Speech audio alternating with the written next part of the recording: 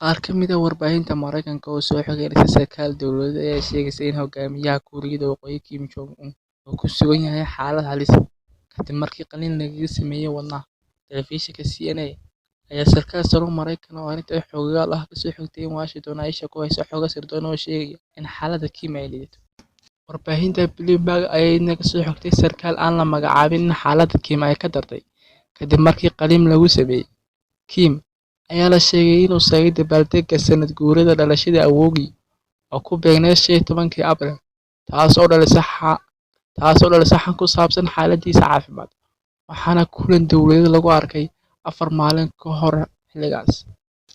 Sarkaal kale oo la hadlay CNN-da ayaa sheegay inay jiraan walaacyo ku saabsan xaaladda caafimaad ee Kim, balse adag tahay in la qiimeeyo heerka ay leegtahay. Wargeyska online-ka ee lagu magacaabo Daily NK ee fadhigiisu yahay Kuuriyada Koonfureed ayna leeyihiin mucaaradka Pyongyang ayaa wariyay in Kim lagu sameeyay qalliin wadnaha 12 Abriil. Ayaa qalliin wadnaha looga sameeyay sabab la xiriirta sigaar cabista xad dhaafka ah, cayil, iyo shaqada oo ka tabadatay, siduu wariyay wargeyska Daily NK, kaas oo intaasi ku daray in lagu daweynayo villa ku taal magaalada Helsinki kadib markii la sheegay in xaaladdiisa ay horumar sameynayso. Waxaa inta badan shaqaalaha caafimaad ee daweynaya ku soo laabtay Pyongyang 19 bishan Abriil. CNN-da ayaa intaasi ku dartay in warbixinta Daily NK aan si madax bannaan loo xaqiijin karin.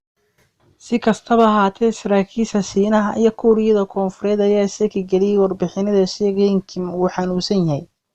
Madaxtooyada Kuuriyada Koonfureed ayaa sheegtay inaysan jirin astaamo kheyr-caadi ah kuwaas oo ka imanaya dalka Kuuriyada Waqooyi. Sidoo kale, sarkaal ka tirsan xisbiga Shuuciga ee maamula Shiinaha, gaar ahaan qaybta qaabilsan amuuraha Kuuriyada Waqooyi, ayaa Reuters u sheegay inay rumaysan yihiin in Kim uusan xanuunsanayn. Shiinaha ayaa ah xulafada ugu weyn ee Kuuriyada Waqooyi.